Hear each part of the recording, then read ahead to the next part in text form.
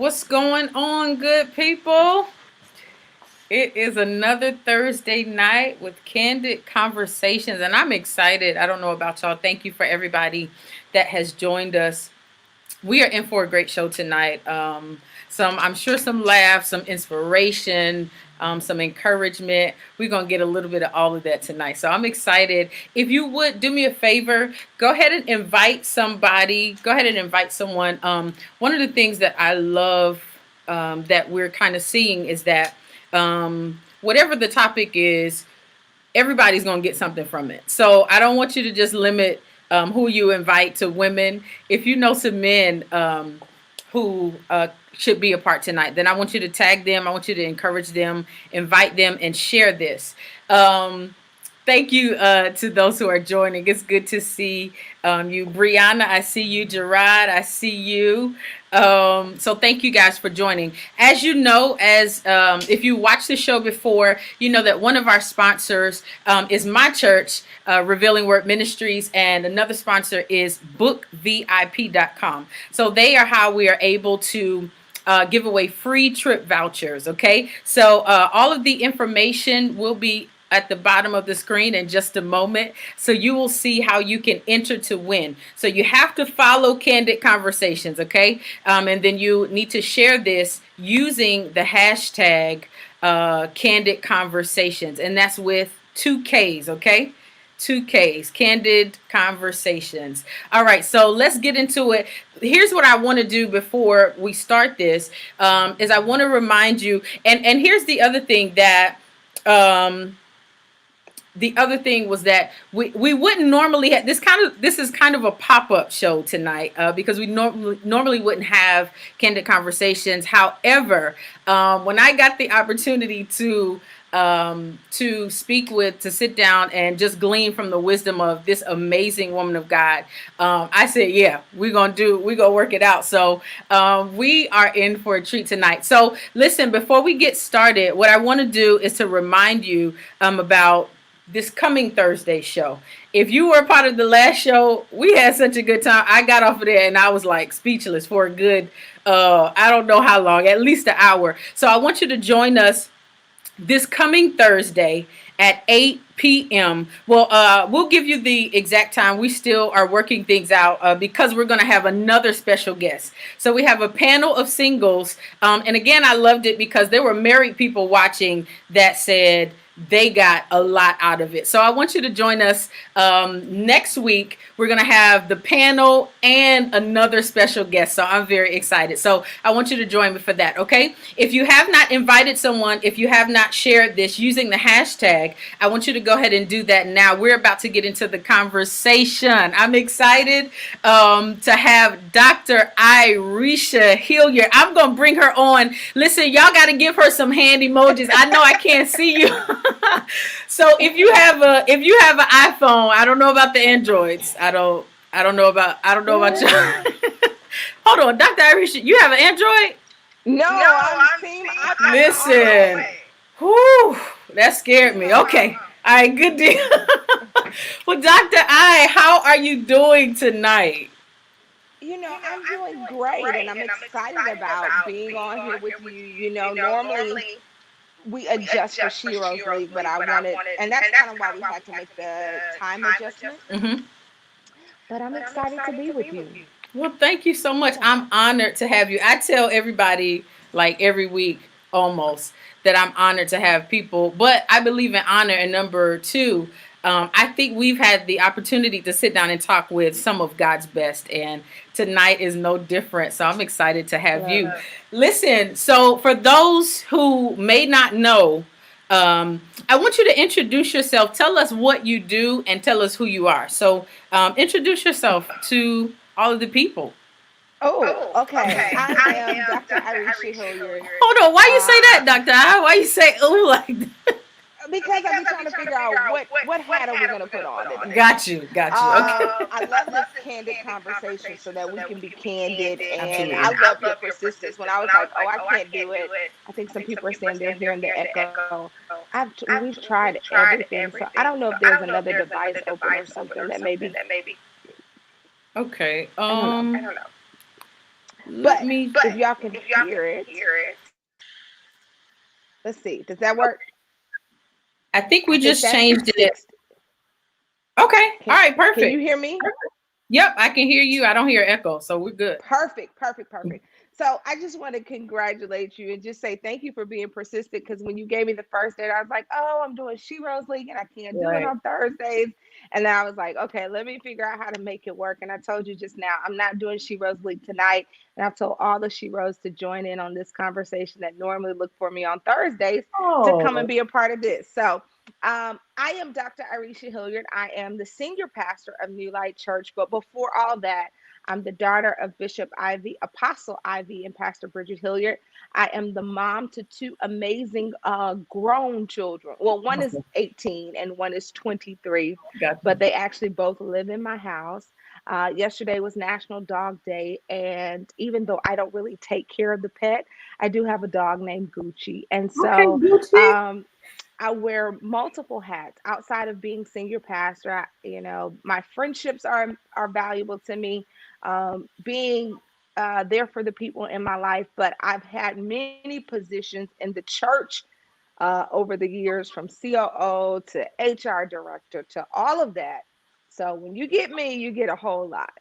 Awesome. Awesome. Well, I am glad to have you tonight. So this is what I want to know though. I saw a picture, Dr. I, and we didn't talk about this, but I want you to tell me what this is because I have a thing.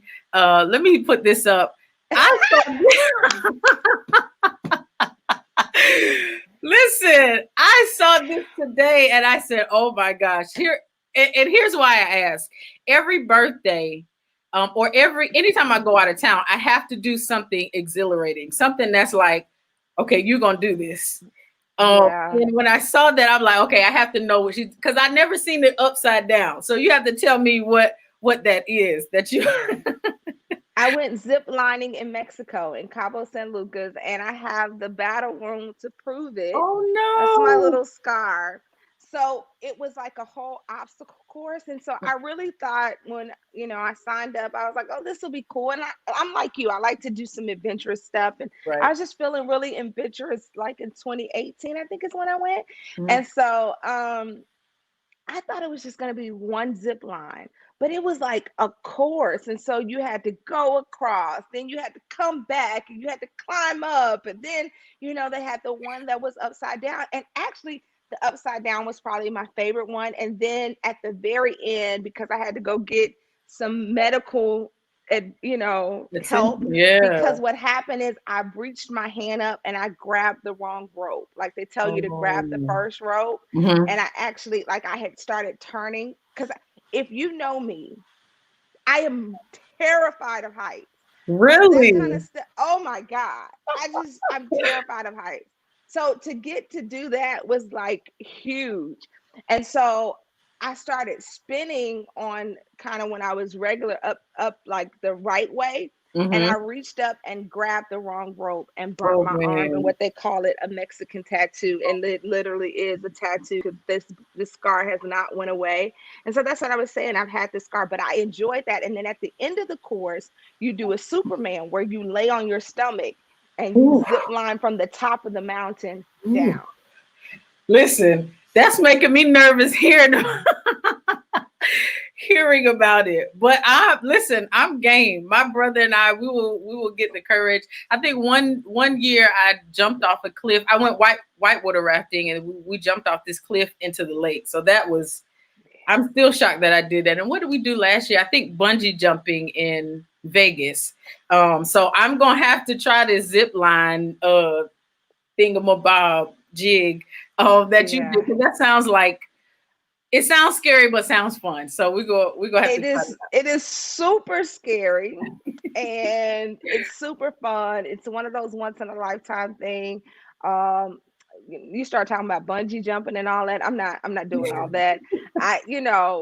My friends can talk me into some stuff. I Uh-huh. think somebody talked me into doing something the other day that I was just like, no, I'm good. And then I ended up trying it, and it was pretty cool. I'm trying to think of what it was, because I'm normally like, my first thing is like, oh, I'm good. I'm good. I'm good. And then, Like yeah, it's a I no ended for up. me. Yeah. I got you. I It's got a you. no. Well, It's a no for me. right. Let's see who's in. Crystal Stallings. Hello to you. Teresa Walker Lewis, A.B. Copeland, Tonda Cooper, Holly McCall, Carlene Stevenson, Barbie Scott. Thank you all for joining us. Sheila Jones, Stephen Burton. Is that Burton? So I want to say thank you to you all. So we were just doing a little bit of introduction before we get into the more spiritual stuff. I think it's fun to learn about people that you see from afar and you see their anointing and you see their ministry. But it's good to just know, what do you do for fun? You know, what do you like to do in your downtime? So I wanted to ask about that question. So let's go to this though, because you, as you said in your introduction, you are the daughter of one of what I would call a general, one of the generals of the faith, and Yeah. Dr. Ivy Hilliard. And you, I think about 2 years ago, took over the New Light Church. So I want you to talk about that transition. And here's why I want you to talk about it, because I think sometimes when it comes to, or a lot of times when it comes to elevation, you are elevated into a seat that someone else occupied. So it then you have the responsibility of blazing your own trail and kind of growing into your own. So I want you to talk about that transition between you and your father with the church. Well, most people look at stuff and they think, oh, she's an overnight success or it happened overnight. What happened in 2018 was the result of at least 10 to 12 years of training Wow. and mentoring prior to that moment. My father, God had told him to pray about his successor, and um, I really wasn't in the place that I needed to be the senior pastor when he first talked to me about it. And so I went in prayer about it. And I've always trusted the voice of God through my father, that I knew my father could hear from God. And then I just had a peace about it. It wasn't like I had some big angel visit me, because that's not really how God speaks to me. It's very, most of the, it has normally been very subtle how he speaks to me. And so I had a peace about it, but I also knew I wasn't ready. And so we went into the training process. So 2018 was the training ground, the manifestation of this training period. But it has been a journey. It's been a journey of really stepping into my own grace and leadership. And I really believe that you're your best in ministry, and God can use you when you are authentically you. And so, there's the season of shifting the culture of our church, which takes 3 to 5 years. So I'm still in the midst of a cultural shift in our church. The first Mm. year for me was about stabilization and making sure that people felt comfortable with my leadership. I didn't make a lot of changes. Year two, I entered another kind of stabilization, because now you've got new people who joined as a result of me, and then old people that stayed, and kind of making sure that blended. We're Mhm. in what I call year three, but on paper it's year two. But year three for me this year was about really stepping into the vision that God had given me, but Corona hit. And so Yeah. that changed the whole table changed the cards for everything. But one thing for me, it's always been, I knew God called me, and if he called me, he gives me the grace for every assignment. And so Yeah. I've stepped in that. What's something that has not been done before. I mean, you don't see a male pastor turn his church over to his daughter. Now, you've seen uh, pastors' wives take over the church when the pastor has went to be with the Lord, but you don't see a pastor in his prime thriving. My father's still very creative, very much involved in ministry, turned the church over to his daughter. And so here I am, a female in my 40s, the senior pastor of a mega church. It's huge. Yeah. And it has been a journey. And one thing I decided to do at the beginning is that I didn't want to go through this and not be able to look back and say, okay, I remember this moment, or I remember this. I wanted to enjoy the journey. Okay. That is so. Somebody said it's a whole I was grace just period. I was just about to say that. Oh God. Let me That tell is you something funny. funny. Go I ahead. have not watched Greenleaf. I made a point when Greenleaf was popular.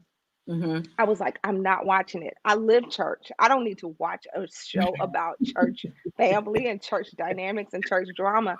So my makeup artist recently was like, you really need to watch Greenleaf. You really need to watch it. And so one night I watched it and I am hooked on Greenleaf. So I'm on episode 3. Wow. Um, so yeah, I'm kind of hooked. And it's so funny because for me, when I watch it, I'm a PK. I don't, are you a PK? Or I'm you just not. love Well, ministry? Okay. yeah, my mom is a preacher. Yes. Yeah. Okay. Not a So pastor, but you're a a PK. preacher. Yeah.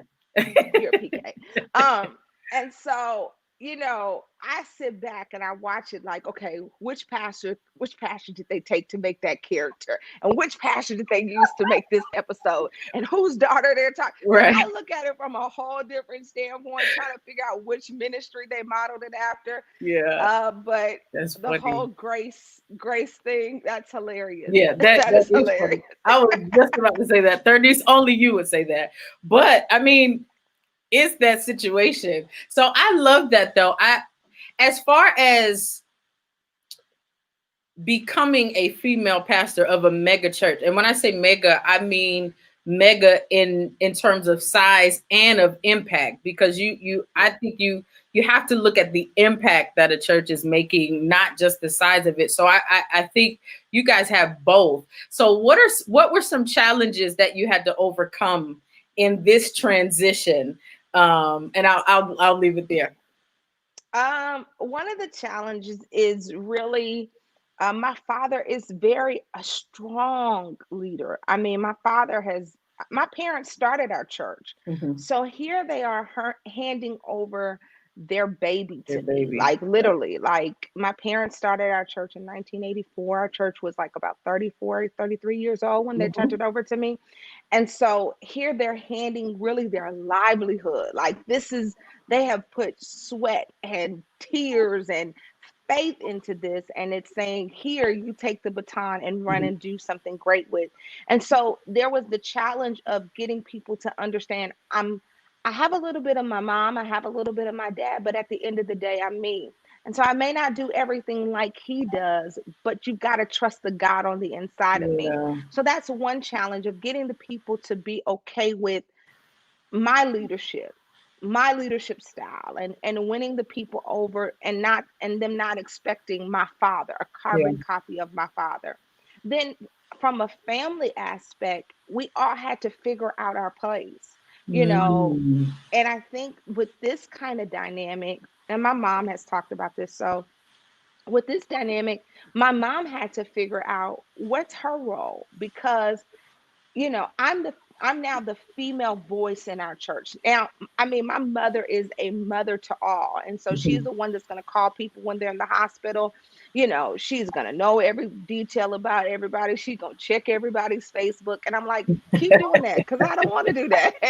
you know, have your way. But giving her the space to figure out her new role. And then my sisters are there and we all work in ministry together, and really keeping this team concept of how we lead as a family has been one of the things that could be a challenge, but I really believe we've done our best to maximize it, to give each other the space to say, okay, here's your role, here's your lane, here's what you bring to the table. I'm the better because of my family dynamic. My Mm. sister is an amazing graphic artist, an amazing singer. Oh wow. I need her. I need that part. My other sister, my oldest sister, handles our accounting staff. I need her to do that. Even though I have a degree in business, I need her to handle that area. And so I think that could be a challenge. And then um, one of the challenges, is the outside world. A lot of times one of the things I hear now, and it really doesn't bother me, and even through this pandemic, everybody thinks my dad is still giving leadership and pulling the strings and I'm just the front person. But my father's really sitting back and he's saying, you're the leader, you're the pastor. Now, he give his input? Absolutely. Mhm. Does he have some strong opinions? For sure. But I'm not just the front face. I am actually the person that is assigned to give direction and vision, and my family is on board to go where we go. But I've heard people say, oh, Apostle still just, he's running it behind the scenes. No, Apostle's kind of like enjoying the this season of his life. Wow, that's good. The what I wanted to ask you was, like you mentioned your father being there, and even with you preaching and the whole transition. So it's different from someone has passed away and you took over the church, or someone went to pastor another church. He's there, right? So my question to you is, what has he done, or how has he set it up so that you're comfortable with being yourself in front of him? And this is why I ask, because I know a lot of preachers and a lot of pastors, when it comes to being in front of their senior pastor or anyone above them, it's like this nervousness and this pressure to be something that maybe you aren't. So what has he done to make you comfortable in just being yourself? I think it's been something that we've developed over the 10 years. I really talk to my dad more than I talk to my mom or my sisters. Mm-hmm. Most of the time I talk to my dad every day. I mean, that's just kind of how our dynamic has developed over the years. We're either talking about some vision, and I believe he's a great coach to me still in this season. And so I'll call him for advice and say, here's what I'm thinking. He respects the God in me. Mm-hmm. And I think that's the key as we go through life. A lot of times we just look at the outward part of the person, and we discredit or discount the God within that person. Mm-hmm. And so he's always careful to respect the God in me. But I think over the years, this is something that we've developed in front of people and behind the scenes. When I was just doing the church announcements, if my father felt like there was something that I needed to do better, or I could do better, or critique or constructive criticism, he would never tell me that publicly. He would always let me do what I do, and then kind of, behind the scenes, hey, you may want to think about doing this a little different. Mm-hmm. Most people don't realize I was one of our on-site pastors at our West location, and I think we started that in 2010. Okay. And so my father's thing was, if you can't handle the West location, you can't handle all of this. And so the West location was really another training ground. Like, I really feel like youth ministry, I say this, I cut my teeth in youth ministry. But by the time I got to the West location, that was my training ground of being a pastor. And so um, I learned to have a different relationship with the members over there, and that's kind of where I got my own flavor, my own confidence. Most people don't know, if you see my dad when I'm preaching, and now because we're in this virtual space, it's hard to watch him. My father probably cries every Sunday while I'm preaching.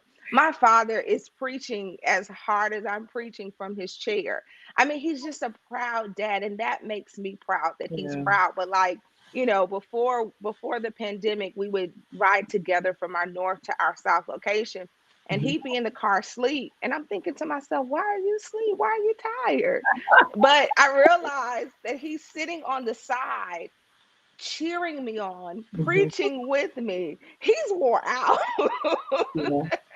But he's my biggest supporter. And I think one of the things we've settled in, and I had to settle that in myself, I think a lot of times the fear or the anxiety that comes in when preaching in front of your predecessor or your senior pastor is the enemy would love to tell you that they don't want to see you win. And Yeah. I had to settle in that my parents really want to see me win. That's It's good. his joy to see me win. That's good. That's Yeah. really good. And I love that you say that, because I think it's important for people to hear that every situation is not a Saul and David situation where they're trying to kill you, and to have that support, I think, is absolutely incredible. The other reason I love it is because I think that is a good example, not just for women in ministry, but for people in general, that we have to let people be themselves. Yeah. To give them the space. Go ahead. And give them honor. Yeah. There's not a time when he's there that I don't honor him. And not only just do I honor him in front of people, but I honor him in the background. I I made a commitment to myself. My father has about maybe 1,000 pastors in our AIM organization. Mhm. And I'm one conference. My father does a strategist conference every October. And I was sitting in the conference and I thought about how all of these people are here to glean from him, and he's my father. And I said to myself years ago, I'm not going to let everybody else come and eat at his table and gain from his wisdom and not take advantage of it. And I'm his natural daughter, I'm his Mhm. namesake. And so I give him honor. I appreciate the wisdom. I've also learned how to give him this space because he still has all these great ideas. Now, he does respect me when I say, Dad, I don't want to do that. Like, we have to have a certain level of respect for each other. Mhm. And there are times where I've been like, you gave it to, because there are some things that I've changed that are, you know, my father could be in church all day long. He just likes church. I've cut our service down to about an hour and a half. And Okay. ideally, I want to be like an hour 15, hour and a half. When I first started cutting service down, he was like, I can't believe why don't you want to go to church? Why don't you want to be in church? And I was just like, sir, it's gonna be okay. It's gonna be okay. So I'm not one to say, oh, this is just we're just walking on clouds, but we've learned how to respect and honor each other Mhm. in the space that we're in. That's good. Let me ask you this because this is something that I wonder when it comes to being a female pastor. How is it that you are intentional about men, leading men? Oh, that's good. I am my of course, I probably have a different dynamic in my church. My father is a very strong man. Mhm. Like, he's a man's kind of man. Like, you know, he's just a strong guy. Mhm. So when I took over our church, I would say that our church is probably maybe a good 60-40 Okay. kind of thing, where you may have 70-30. We're really like 60-40, and maybe even 55-35 of men. Okay. And so I was intentional about having a strong men's ministry. And that was one of the things that I first really went after. Is I renamed our men's ministry. I have a men's council. I'm the only woman that they let come to the men's meeting, but I really started pouring into the men and even giving them examples of women in the Bible that led. And when they see That's my good. father support me, they respect that. And I basically told them, I need you all to uphold my arms. You are the real lighthouse. We call them light keepers. You're the lighthouse of this church. You are to keep the flame lit of this church. I need you on your post. I need you to have that Barak kind of spirit that we're not going unless our pastor leads us. And so Good. I've been very intentional about it. I've been very intentional also to make sure that the wives of of the husbands in my church feel comfortable. And so while I love, I feel like I'm a very what they call it, slim thick kind of girl. All right, Slim. After Corona, I think I'm leaning more towards the thick side, but I really do try to make sure even the wives feel safe and secure with their husbands being in different roles in my church, and making sure that I respect those boundaries and the guidelines and how I present myself and how I dress in the pulpit and how I dress around the church. That, you know, I think for the first 6 months, I didn't wear pants in the pulpit. And it wasn't that it wasn't in our guidelines. I just knew that I was pastoring multi-generational. I Yeah. had a multi-generational church. And so I had to be very careful about what I wore in the pulpit so that I did not turn off somebody. And so I think it's a two-way street of you uplifting the men, letting them know that they're needed.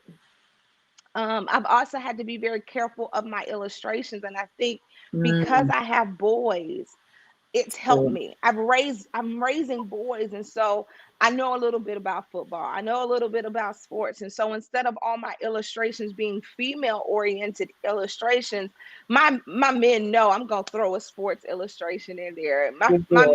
My men know I'm gonna go down their lane. And then I'm also very careful, even in my tone, that they didn't come to hear me cry and whine and be nagging. They came to be uplifted just like the women in my church. And so it's just being, I really try to be a good leader of all the men. And as I respect them, I believe they'll see that again, that's that God in me. That it's not about the suit that I wear, but it's about the vision that I'm giving for our church. Man, that is good. That is good. For because one of my friends is a pastor, and we talk often about how to lead. How do you lead men as women who are leaders in ministry? How you lead men, and I think that those are some really good points that you just gave us. Now,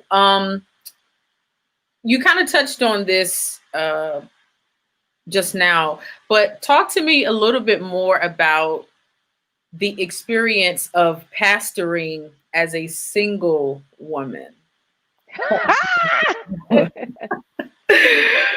Pastoring single. Okay, let's see. So, I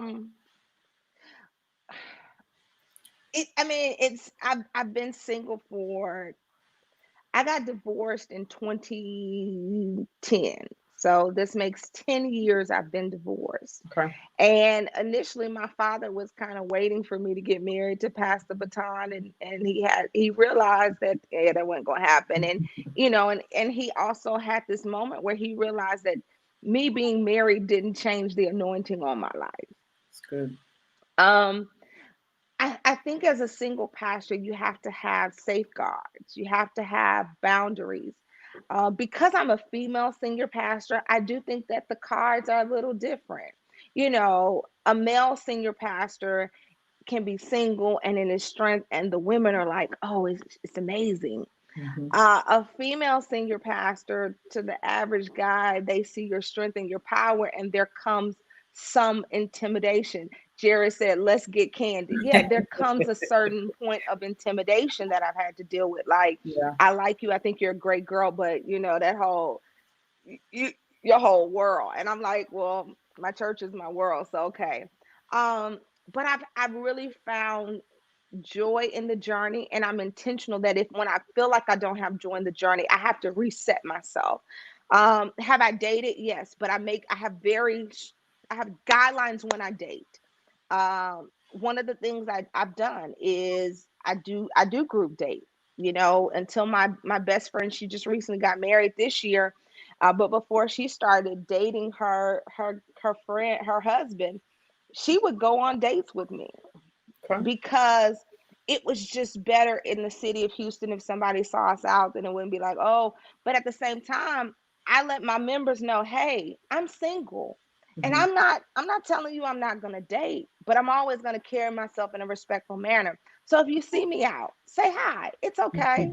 I don't mind, but I don't give, in my dating period, I'm very careful about giving influence and notoriety to a person that I'm dating and have not vetted out in my church, even in my church and with my children. Just because I'm dating a person doesn't mean you're going to meet my children. Facts. And just like I cover my children in that space, I cover the sheep in that space. Good. And so I think it's a lot of times we make our personal lives really difficult because we don't have honest communication with our church. And so I've had honest communication like, hey, my parents are this power couple partners in ministry. If I do get married again, you may not see that. And you guys got to be okay, because if I get married Wow. again, I'm gaining a husband. You guys are gonna come after that, but my commitment to you doesn't change. And so I've had very honest conversations so that there are not misguided expectations. But I have made a commitment to my members that they're always gonna see me carry myself with the utmost integrity. And I'm careful. I don't really, I'm not really, I haven't done the online dating. It kind of freaks me out because I just feel like somebody gonna be like, oh, you swipe left and we talking, and then you're gonna be like, you the pastor from Houston, and then what we gonna do? Like, I can understand that. Let me pause here. Somebody said that's so wise. Thank you, Pastor.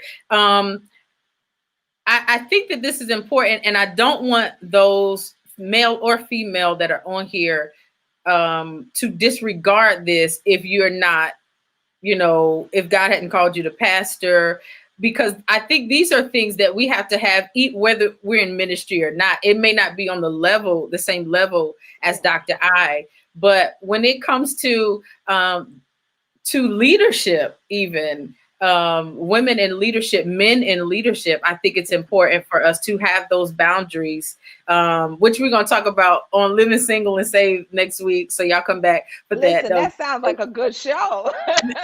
I'm telling you, it's going to be good. I'm not going to tell you. I'm going to wait for the official flyer to tell you the theme, but you don't want to miss it. That's all I'm going to say.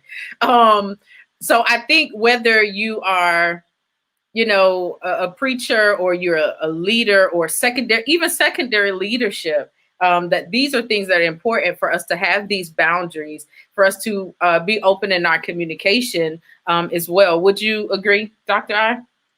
I absolutely agree. One of my things is you can come to church, but that don't mean you're gonna absolutely get it. I'm not gonna shout you out over the pulpit.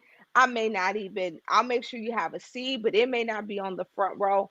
I'm not gonna parade somebody around until it's official. Now, I've had friends come to the Yes. church. I've had them be a part. I've had people that are interested in me being the church. Now, here's another boundary. Okay. Um, I'm not really into dating my members because I don't want to lose you as a member, because you really may be infatuated with Dr. Irishea. And what I Steady. need for my life is somebody who respects and who loves Riche. Yeah. My friends know me as Riche. Yeah. That's Although good. they respect me as Dr. I, my friends know me as Riche. Mhm. And so if you're caught up on what you see on Sunday morning, you really don't want to talk to me, because if I'm not on stage, I really don't like to wear makeup. I don't like to cook, but I could take you to a great restaurant. You know, I love it. it's some parts of me. You're loving the anointing, and that's great. Yes. But when the anointing, when I'm out the stage and I'm tired and I've given everybody everything, are you the person that can be there to pour back into me and to cover me? That means more to me than me trying to date some cute guy in my church who's just thinks it's great to date Pastor Irishea. Mm-hmm. And want to So tell it's a everybody. balance. Oh, and listen, let me tell you something. Privacy is so big to me. Number one. Like, I've kind of just really started talking more about, like, I've dated, and I know some of my members are like, who is she dated? Because I'm so private. My parents know I'm private. My parents make a joke that I will probably get married and not tell anybody. That's how private I am. Dr. I, Huh? you go elope. I may not elope, but I don't really. I've had the big wedding. I've had the whole, I understand. And now, I'm hitting a new season of my life. I'm 43. Yay. Hey. I see some of my members out there. Miss Ursula is watching. I'm 43, and Jonathan, my youngest, will be leaving for college next year. Okay. My oldest came back home to kind of save money, and he's got a steady girlfriend that he likes, and he may potentially decide. So life is changing. For the last 10 years, it was about my kids and making sure my kids were good and my career goals. Well, now I'm at a different space. And so, when the boys leave for school, then it's like, okay, cool. One's going to go to school. My oldest works in ministry with me, but, I'm home by myself. Okay, now I may take the dating space a little bit more seriously than I did before. Gotcha. So. Okay. All right, cool. I didn't even think we would go there. It was just but that's good. That's really good stuff, though. Seriously, I'm so serious, because somebody needed to hear that. Somebody really needed to hear that. Especially with that with that dating piece and having those boundaries. I think that that's so important. So let me ask you this. You do a lot. You have the She Rose League, you're a mother, you're a daughter, you're a pastor of how many campuses? How many campuses do you all have? Is it four? We have north, south, east is really our Love City campus, which is our youth campground, and then we have Beaumont. So a total, we have 4 sites. My sister and her husband, they are the on-site pastors at our Beaumont location. Love City is kind of now under my father's evangelical division. And then I preach every Sunday prior to the pandemic. I preach at the North and South. So, Okay. Okay. So with but I all give that, oversight to all of it. got you. Got you. Okay. Overseer Dr. Irishea. Um, but and that's a lot of responsibility. So for women who are in ministry, for women who are preachers, for women who are pastors, talk to me about how you manage your time. Like how do you manage? What are some of the keys that you use to manage your time wisely? Um, I think you've got to have a good support system. I'm still a little old school. While everybody likes the whole phone calendar, I still have to write things down. Mhm. You know, I am a football mom. Like I am, I'm the mom in the stands. When it's football season, that is priority to me. So my son's football schedule goes on the calendar as soon as I get it.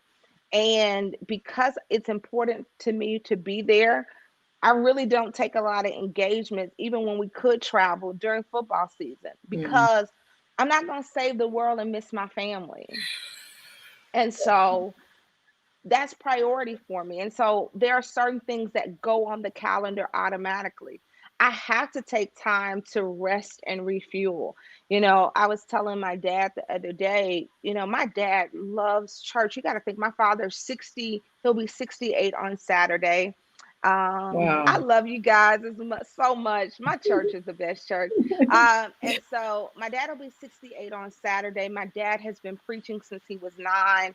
I mean, Wow. he got called to ministry at 9, preached his first sermon at 10. My parents got married, like, so I'm 43. So this will be their 45th wedding anniversary in October.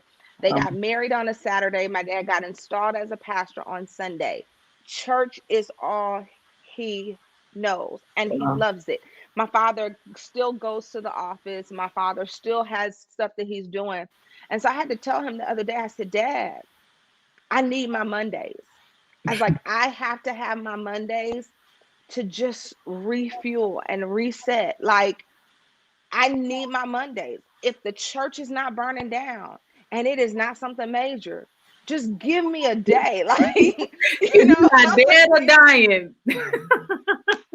if they're not bleeding or dying and it's not on fire, give me a Right. day. Yeah. And so for me, Mondays I had to learn how to put that Monday in as my time to, go to lunch with my girlfriends or just stay in my pajamas and listen to a message because I'm preaching on Sunday. So I'll take Monday to listen to the word just to refuel myself so I Mhm. can be ready for the week. But I'm big on self-care, and I'm big on being, I have to have my own regimen. You cannot pour out when you're serving from an empty place. Cannot. And that's so often we try to pour and fuel others, but our tank is empty. And so I realized that I have to have my tank running at its best. This engine, this body has to be running at its optimum best. And so Yes. there are times that I'll say, okay, Reese, you got to push the pause button. Now, during this pandemic, my parents had to tell me, like, because I was just like, okay, I got to feed the people. I got to do this. I'm doing this for the city. And I start seeing the effect of not taking a break. Was I on top of my game? Yeah. But my body started showing because, and my mom was like, listen, you are a female. You need to take a break. Your body is not Yeah. designed to do what you're trying to do to it. And so I think one of the things for me is self-care. It's self-care, it's a schedule. And sometimes I just, like I say, I just need to be Reach. When I get with my friends, I just need to be, and I may drop you a word. I may say something that takes your life to the next level, but the ability to just laugh and be around Indeed. my girls that give me the energy and we spark each other's business ideas, those are things that are necessary for my life. But at the same time, because I'm busy, no, I don't really enjoy cooking. I'd rather just go out to eat or Mhm. so I've had to adjust my life, but I believe self-care is huge. A schedule is huge and Mhm. writing stuff down and but being intentional. I'm really intentional about enjoying the, and I have to say to myself sometimes, does this fit me? It may fit everybody else, but Mm, it doesn't fit me. that's Like good. I appreciate the invitation, but does it fit me?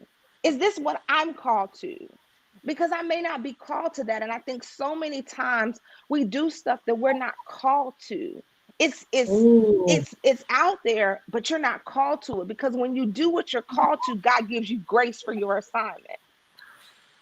And when you're functioning outside of your call to assignment, then that there's no grace there. And that's why it becomes hard. There are some things that I do easy because he's given me grace for my assignment. When I function in my assignment and my purpose, that's where my grace and that's where my giftings flourish.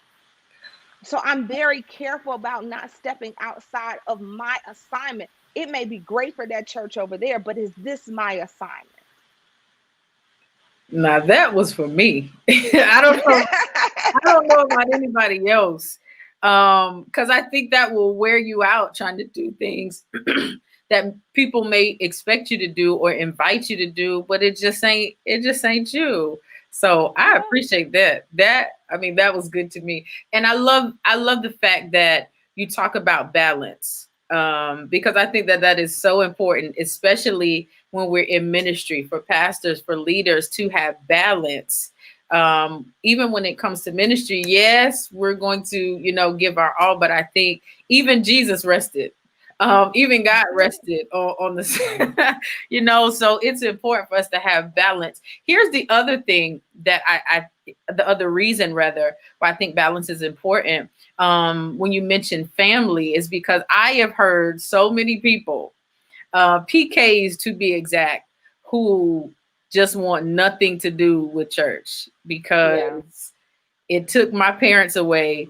They missed my games. They, I never saw Yeah. them, things of that nature. So it's refreshing to me to hear you say that. To just talk about the balance, even as it refers to not being in church so long.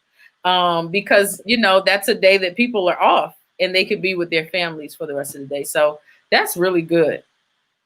It is so important to me, like even and I've had to kind of, again, my father and because of his work ethic and because of how he's done it, we have accomplished so much. And so Mhm. I applaud it, but one of the things like we when we're in this season of virtual church, because I didn't allow volunteers to come in, I asked all my staff to just pull the load. So we have half a day on Mondays. I've worked for our church for 20 plus years. Wow. Everybody having half a day. The office is literally closed until noon on Mondays because I want my staff to be refueled. And I always tell the staff, hey, if it's something, don't tell your family no because it's something on the church calendar that's important to your family and you didn't even give me an opportunity to say it. Now there are some things that are on our calendar and conferences that are non-negotiable that everybody has to work around. But if it's something in your family's life or your child's life, don't just say no because you think it's you can't I do it. get No, it. let's talk about it. You get one chance and we're all learning this parenting thing as we go, but you get one chance to do it. Now, have I had to make some sacrifices? Yes. I've showed up in games fully dressed for church. I've showed up for games and had to leave because I had to go preach Bible study. I've showed up. I remember I was preaching at a conference here in Houston and I thought I was on the schedule. It was like a weekend conference, and I was on for Saturday morning, but I thought they had me on a panel that Friday night. So I was like in downtown. My son was playing in the outskirts of Houston, which is what we call like the Woodlands. Mhm. And I was sitting in this conference that they had invited me to be a part of, and I was like, "Oh, I'm not on the schedule tonight." I went to the pastor. I said, I will be here in the morning. I said, but if you will excuse me, I'm going to go catch my child's game. I made it in time for his touchdown. And I had to drive 45 minutes, but why sit here and just look at y'all when my child is playing? I'll be back. I'll be on my post in the morning. I'm going to deliver a powerful word. But tonight, since you don't need me, I'm going to be a mom. Absolutely. That to me is that's you can't get that moment back. But my child will always remember that my mom made me a priority, because there are times they have to sacrifice. You Mm-hmm. know, I'm not the mom that's gonna put a note in your lunch bag, and I'm not gonna do all that. My sister is that kind of mom. Like, you know how you got moms that fix your lunch and put a little love note. I'm not that kind of mom, but I'm gonna show up when I need to. Good. That's good. Here's the other thing that I think, or the way that I think about that, is that that's ministry too. Like, we can't forget that that is ministry. Your That's family, your first ministry. the That first is your one. first ministry. I know God. I want to hear him say, well done, thy good and faithful servant. I'm sure there's going to be a list of the souls that were saved, but I want to make sure that I've done my part to be a mother. And Mhm. it's the example that I had, um, and I think that's why I have such a love for church and love for God's people, because my parents were really big on us loving God's people and how we treat God's people, but they were also present. My parents have traveled the world to preach, Mhm. but I always knew that I could call my father. I could call him, and it wasn't like, we kind of have this thing. And when I need my dad, I'll say dad. When I call him and I say apostle, it's mostly work and honor, but I still have the ability. He's not the apostle where I can call him dad. Mhm. I told my mom today, I was talking to her about something, and I just said, Mom, thank you for teaching me some life lessons, because of the life lessons and what you taught us, I've been able to flourish. My parents took me I wanted to go away for college. They took me to college. My parents were at my track meet. My mom made sure I was ready for prom. It was the example that I saw. And I think so many times we sacrifice our families or make our families feel bad on the altar of ministry. And that's not what God is expecting us to do. Are there going to come some times where you have to say, hey, I need to do this? Yes. But I think you can be present in your family life. And that's the example that I've seen. And even to this day, when I went through my divorce, I saw my father show up in a different way. We lived by my parents. And so I needed my dad to be a little bit more present, because I'm raising two young Mhm. Black men in this world. And I watched my father allow them to come out and fish with them. I've watched, even in this season, how he's still being a very present grandfather to his grandkids and having conversations with them. That's the first thing. That's a priority. And I Ministry. don't think we ought to make pastors feel bad about being there for their families or having a life. I accepted the call, but God didn't make me say sacrifice your life for it. I believe it is because of my relationship with the Lord. It is because of the calling on my life that I get to enjoy. He says, I have come that you might have life and Yeah. have it more abundantly. We Absolutely. cut that part of the scripture off, but he died and he rose so that we could have life and have Absolutely. it more abundantly. And so, yeah, it's that you can see it's a big priority to me. Yes, I see your passion. Now, listen, you said something, and you kind of led me into another question that I had, if we have time, um, Sure. I told for. you, you worked with me, because I got caught up in traffic. What's up? Oh, I appreciate it. I heard a clip of another interview that you did, and you talked about how that was one of the things that your parents instilled in you, to love and to take care of God's people. I want you to tell, for those who didn't hear the story, about you doing a survey with the church. Do you know what I'm talking about? Yep, I do. So, as the chief operations officer, and every now and then I'll do a survey with my members. And so when I was our chief operations officer, I did a survey of our church, and one of the survey was like, how is the staff? Is the staff friendly? And so then we always kind of sometimes allow our members to just make comments in the comment section. And so one of the comments was, leadership is rude, and there's some staff that are rude. And I'm thinking to myself, who is rude? Because I'm going to reprimand Right. them. And so the more that I read and I looked, I realized they were talking about me. Mm. And I've been a church kid all my life. So I have seen the good, the bad, the best, and the worst of church. I've seen people say, I love you, I'm here with you for life. And then 3 weeks later, they betray you and they go down to somebody else's church and talk Mhm. about you. And they forget that, my parents paid their light bill when they couldn't pay it. Not the church, but my parents paid their light bill. When their kids didn't have a bike, it was my parents that helped them out. But now my parents are just these bad people.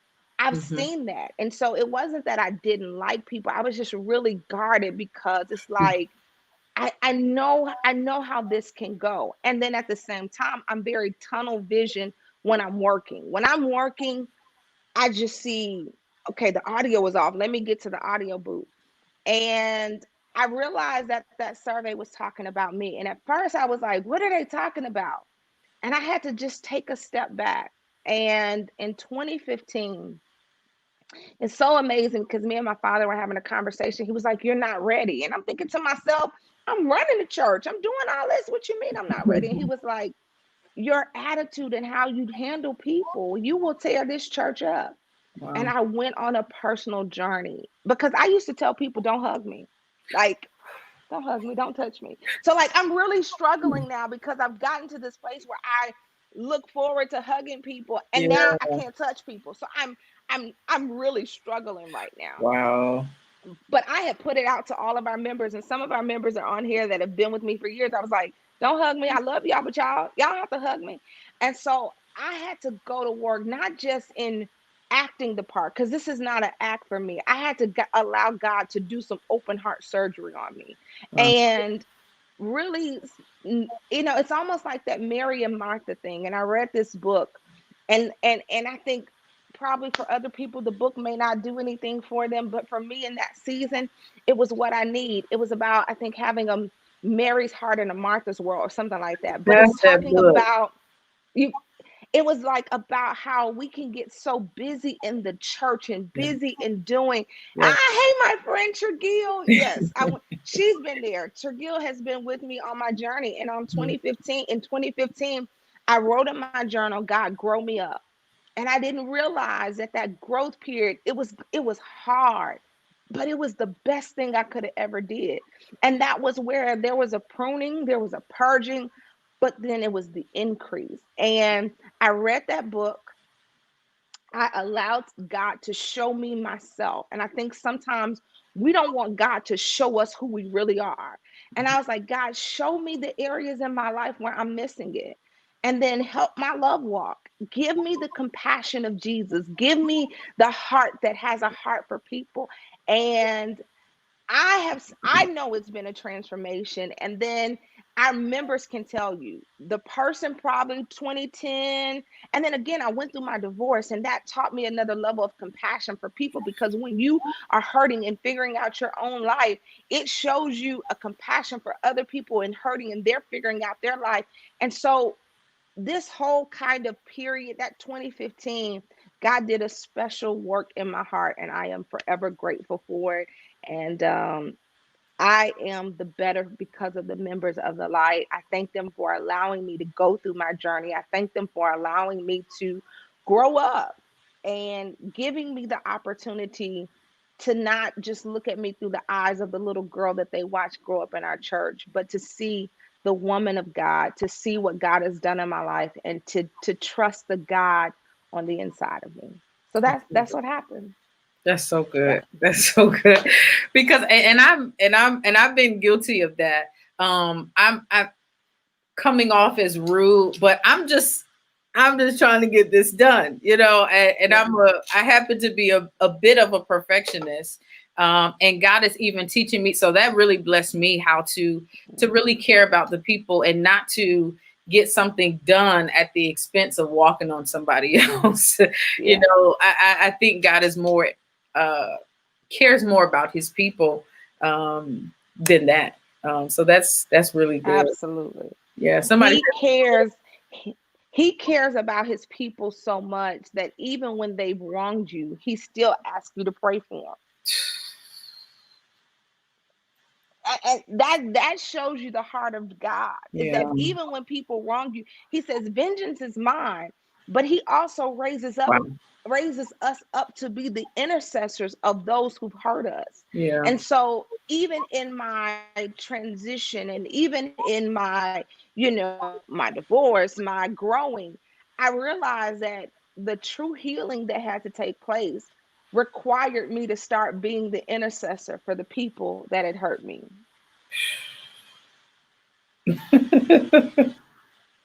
And that lets you know how much God Wow. loves people.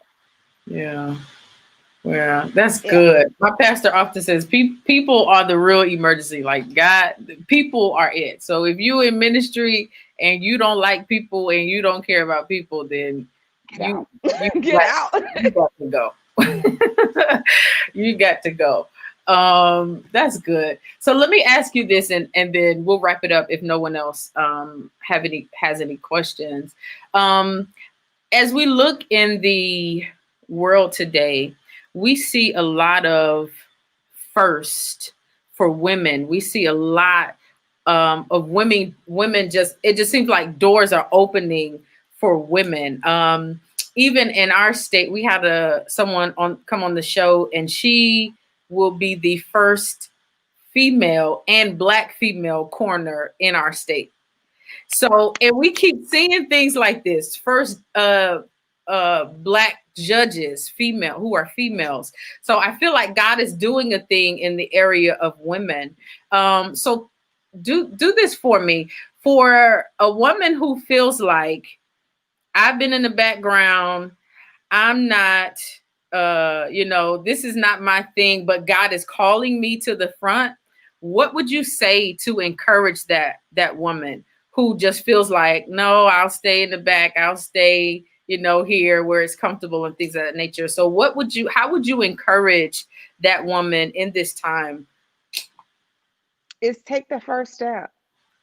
Don't worry about the big and many times we get off track because we're trying to go after this. Oh, I gotta be the first. I gotta do this. I gotta do that. Go after God. I just want to please you. And I'm gonna Yeah. step out and let you order my steps. The Bible says the steps of a good man are ordered by the Lord, and he delighted greatly in his ways.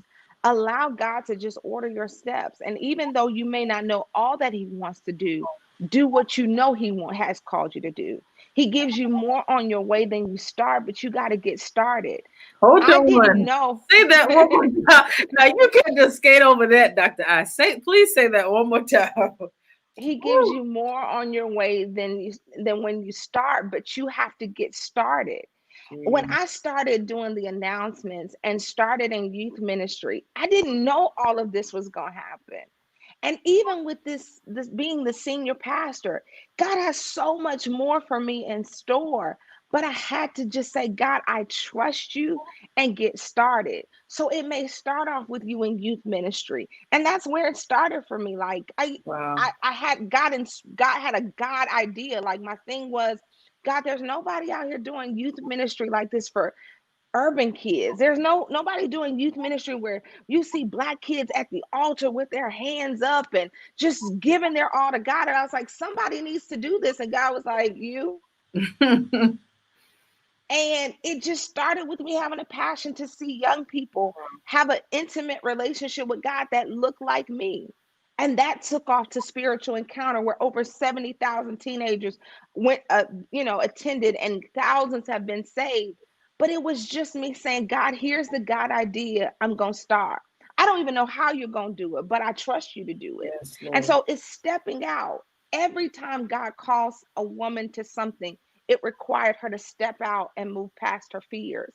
Mary didn't know how God was going to do it, but she said, "Yes, be it unto me according to thy will." Her yes then caused the angel to give her instructions for the next step. Because after she said yes, he said, "Now go to your cousin Elizabeth's house because she's carrying a baby." She needed that example in front of her to push her into her next place of destiny. She walks in Elizabeth's house and the baby begins to leap, because I got to surround myself with other people that are going to cause the dream on the inside of me to start leaping. And so you got to first get past your fear. You have to give a wholehearted yes to God. And then when you give that yes to God, he begins to speak and order your steps, and then brings you into the right company of the people that you need to know, and the knowledge of the things that you need to know that are critical for your success and destiny in life. Esther needed a Mordecai. You Yeah. know, God will always set you up around the right person that is needed to push you into that place of your destiny.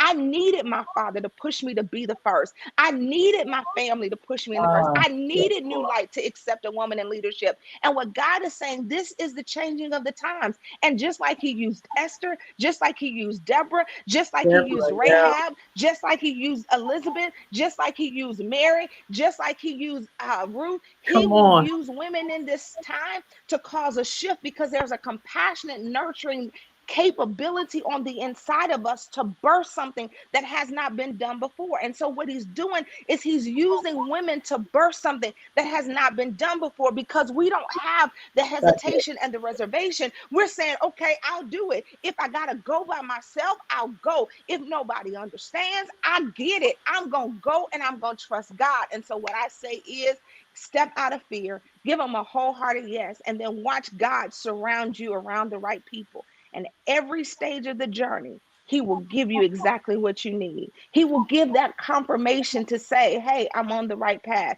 Hey, I'm in the right season. You know, I just feel like God loves me so much. And I think that's one of the things about this personal relationship with God, is that God loves me so much that at every point in my life, he's brought the right people in. And then he's protected me from the wrong people. That he's not going to let the deposit that he placed on the inside of me be contaminated or corrupted by the wrong people. So even when I don't like it, he'll expose, reveal, and remove the people that are not right in my life, because he's not going to let somebody come in and taint the destiny on the inside of me. And I have to just step back and say, okay, God, I trust you. That's mine. Oh my gosh. Dr. I just preached. I mean, in like 5 minutes. When I tell you that blessed me, I'm gonna have to do that. I'm serious. Hold on. Dr. I, what's your cash app? My cash app is $ Dr. Irishea. I made it really easy so that Dr. everybody's not trying to. So it's the same thing as my Instagram, Dr. Irishea. DRIRISHEA. Thank you. I That just want to be a blessing. That's it. You know, well I believe you it is were. our time. It is our time. But again, Yeah. you got to be around people that cause your dream to leap. You know, the Bible says iron sharpeneth iron. And Yeah. so, you know, and you want people that support you. You know, my friend, she didn't have to jump on here tonight, but it's we want to see each other win. And Yeah. so when you see another woman being a first, you don't despise that, but you celebrate it. Like even now with this whole first, you know, Kamala Harris being the first Black VP. I Mm-hmm. get it. You may not be a Democrat, but can we celebrate? And we Come on, celebrated. she's winning. Because that open door for her, when you walk through that door, then that means now you've opened the door and made way for somebody else to walk in it. So I'm going to celebrate it because you knocked down the door. And what you come on in, you show me what's possible. That is so big because and particularly in my opinion, I'll add that that is one of the problems that our culture has is this crab mentality. Yeah. Again, it's not everybody, but I feel like there is so much more we could get done if we would just celebrate each other. Like, even if you don't agree, you can find something positive to celebrate, even that someone else has done. So I think that that is another point as women and as the people of God and as Black people, that we have to learn to celebrate each other. Celebrate and support that, And even though I support. may not walk in that lane, uh, I'm watching the whole, Wow. our nation is in an uprising. And I believe that there are some people that are called to protest. There are some people that are called to pray for the protesters. You got to know what you're called to. And so yesterday, I think it was yesterday, Reverend Marissa Carol. Farrell was Mhm. there in Kentucky and Louisville, and she was with Until Freedom with Tamika Mallory, and she got arrested. And you know, hey, I celebrated. I'm praying for you while you're in that space. And then they released the video of them singing in the jail. Wow. Like it, that video gave me chills, like break every chain. But I Yeah. knew in that moment when I heard the sound of worship coming out of that jail, I said, that's because a worshiper is in there with them. So she's Listen. going to lift up a different kind of sound because she's in that space with them. Yeah. We got to celebrate and support each other as we're walking in each other's lane, because my elevation does not take away the light that's shining for you. That's why I celebrate you in this. I celebrate your tenacity to do this and to even say, hey, Dr. I, can you get on here? Like, I celebrate you in that. I want to see you win. I want to see us win. This is our season. This is our time. My friend just put it out there. I can be what I can see. That When blessed I me. see somebody else doing it, it shows me what's possible. Right now, the countries that have um, the lowest rates for COVID-19 are countries that are led by women. Did not know that. Yeah, the countries that have the lowest Wow. like death rate and numbers are countries that are led by women. And so we cannot be intimidated because there's never been a woman to do this. We cannot be intimidated because we're in a male dominated world. You walk in with your head held high, knowing who you are and whose you are, who you are and whose you are. With Mhm. the grace and the anointing on your life, nothing can stop you. Wow. As in the word of my little baby that be on social media, period. Period and goodbye. Period. And good, and that's all I have to say about that. Period. Woo! Y'all. I love her. Y'all. Love her. Period. Hold on, but did you see the video where her and her mama went to the store and they were getting the cheese and the meat? She said the man put his hands on the cheese. She said, we don't want that. Period. Mama, Period. You can don't get keep it. that. Don't get I that is love so her. funny. Love it. Love it. Well, listen, I appreciate this so much. And I say this, I believe in honoring. I have sown a seed. I really don't believe um I I thank God for the pandemic in a way, because for me it has given me the opportunity to sit down and talk to people that I may not have been able to, Yeah. talk to Dr. I about how do you pastor men, or any of these things. So I appreciate you, just for being on. I've sown my seed. I don't know if you heard the cha-ching, but I sent mine. So y'all, Okay. let's bless Dr. I for her wisdom, and for what she's poured out. Such good stuff tonight, and I'm just honored. I'm honored. Thank you. I mean, I'm appreciative. I did this just I told you. And again, when I feel like it's something I should do, I did it. And I never said, oh, send me this, that, just send me the date and the link. And Mhm. so I thank you and I honor you. I speak the blessings of the Lord over your life and anybody else who sows into my life. I come Wow. into agreement with you for God to move supernaturally, and that you have the wisdom that you need, the direction that you need, and that your seed will not fall to the ground, but it Thank will spring forth and produce a harvest 100-fold, and that you will be able to remark this moment of the seed that you sown. And so I declare double grace, double favor, rebound back you. into your life.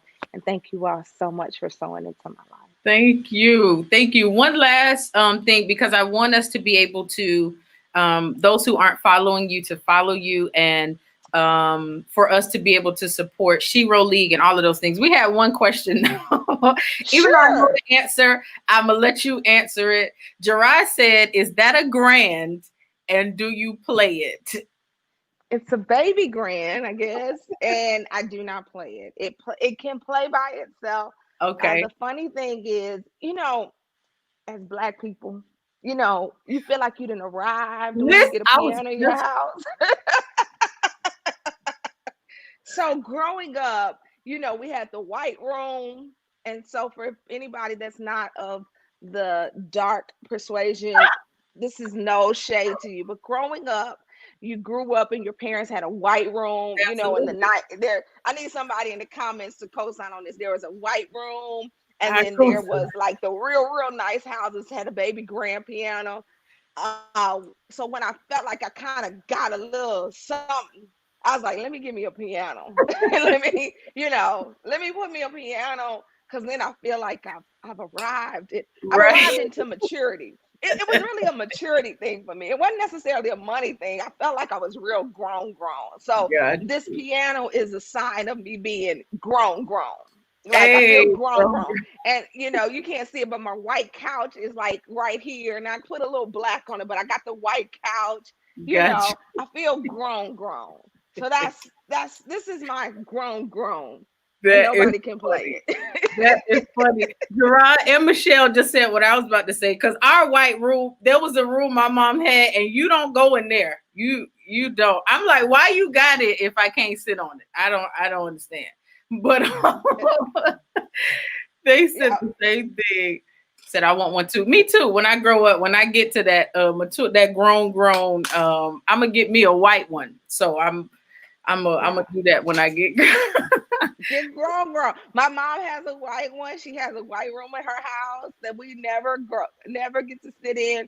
And then I kind of waited till the boys got older, because I've always wanted my kids to feel like home was a place that you could sit in every room. Mhm. They run through the house and have Nerf gun fights. I have boys, so I had to, and so I waited till they got to a certain age, and then I started really putting stuff like, now y'all know better to not go in that Right. room. But yeah, so that's the piano. It's my feeling like I'm grown. I think I got it around 39, 40. So when I hit 40, I felt like I need something in my house that says I'm grown. So that's my Gotcha. I'm grown. Grown. I'm grown. Oh, my mom is laughing because she knows she didn't let us sit in that room. You can't sit in there. Don't even walk in there. You need to be able to see the vacuum lines in there. Nobody. Come on. Which is why I have vacuum in very few. I have carpet, not vacuum. I have Mhm, carpet in very few places in my mhm. house, because them lines used to scare me. Like when them lines, you do not mess up the lines Don't in the mess up the lines. carpet. Don't mess up the lines. Don't No, you mess up don't the do it. lines. Don't mess up the lines. Oh, What was the okay. name of the book Yeah. again? I think it's Having a Martha's Spirit in a You know Mary's what? World. I Let me have look it. it up. Yep. It's having a Martha heart in a having a Mary heart in a Martha world is what it is. Yeah, Having a Merry Heart in a Martha's World. Yeah. Yeah. It's a really good book. And then there's another good book that I wrote a couple years ago. If you're single, it's called Come on, Table for book. One. You should get that. And Absolutely. there are times in my life where, even, because, and I think even if you're not married, but there are times in life where you feel like you're isolated. You can be married and feel alone. One of the biggest faux pas in life, until kind of we started taking over as single people, is to walk in a restaurant, and even now, to say, "Can I have a table for one?" They'll say, "You want to sit at the bar?" No, I want a table. I I want thought it a was just table. me. I want to sit at a table, and I want the full treatment. That But is I wrote funny. that book on how to handle the isolating moments in your life. Because when you go through the Bible, you do see that God takes those isolating moments, those alone moments, and Yes. He shifts us into our destiny. He waits for the woman at the well when she's by herself so that he can shift her into her destiny. He waits on us. He has these, there are alone moments all throughout the scripture where God speaks to us. There was one guy, his friends brought him to Jesus, but Yeah. Jesus pulls him away from his friends so that he could speak to him one-on-one and heal him. And so when you have those alone moments, those isolating moments, it's many times a moment where God, even in this COVID season, you can't get out and do your regular routine, where God really wants to speak to you so he can shift you to the next place of destiny. The woman at the well, she was jaded by her past, but he has that one-on-one moment with her and shifts her whole destiny to the place where she had been abused, quote unquote, hurt, and really not valued. She goes back to that same place and brings them to Jesus. There's something powerful about surrendering yourself to God at a table for one. That blessed me. I'm going to get that tonight. We will have to get that for our sister circle group of the singles. We have to get that table for one, because I think that that is so important, especially as God is elevating you and with dating. I think if you're not okay with yourself by yourself, then you probably don't need to be dating. That's just my opinion. Yeah, I mean, it doesn't make mathematical sense that God is looking for two wholes to come to one, but that's what the case is. He's looking for two whole people to come together to be one, not a half and a half. You Yeah. got to be whole, because the reality is that person cannot bring you true, authentic happiness. Now, Yeah. there will be moments where you feel happy, but that happiness, that content in whatever state, that doesn't come from another person. Oh, That has to yeah. come where you have settled in yourself. I am confident. I am assured. I've worked out my issues and my quirks. And so that's really what the table for one is about, really allowing God to work on the inner places of your life. And so I trust you'll be blessed by it. But I know we kind of deviated. I have the church, New Light is amazing. I'm on Instagram, Dr. Irishea, Let me get the you. book, which is older, but it's still a classic. I'm working on my next book as we speak, Okay. but I'm doing She Rose League now. During this pandemic, I saw a lot of people having conversations, and they were doing these pastoring in a pandemic, leading in a pandemic. And I'm like, where are the women? Where's the woman? And so I was told as a kid, if they don't invite you to the party, you have your own. So I started my own called She Rose League, and it's a community and a group of women who are in leadership and who lead in various areas of life. And we come together for empowerment, for encouragement, for uplifting. And so that's the She Rose League. Awesome. Awesome. And so we can follow you at Dr. Irishea Yep. on Facebook and Instagram, correct? I think I'm the same on all three. If you don't see Dr. Irishea, you can find Pastor Irishea, but I think I'm Dr. Irishea everywhere. Good deal. Good deal. Well, Dr. Irishea, Pastor Overseer, again, I just want to say thank you so much for being a part tonight. Can we just give Dr. I some hand clap hand clap emojis? I'm honored. And if you would like to sow, let me do this. Let me put this up one more time. Let's bless her and let's sow a seed. I believe in sowing seed, and the scripture said that as long as the earth remains, there'll be seed time and harvest. So I believe in sowing and honoring people, and I believe that there will be a harvest. So if there's nothing else, Dr. if you would wait just a second, I wanted to Sure. give one thing to you. But for those who have joined us tonight, again, I just want to remind you. First of all, I want to thank you for joining us tonight. I do not count it robbery that you stopped what you were doing, or at least tuned in while you were doing something else to be a part of this tonight. And I want to remind you again about living single and saved this coming Thursday. I will give you the official time. We'll have the official flyer. It's gonna be all right. Y'all gonna like it. But we'll give you all that information for next Thursday, as well as the time. So if there's nothing else, again, we bless you. We pray that you have an amazing night, and we'll see you next week.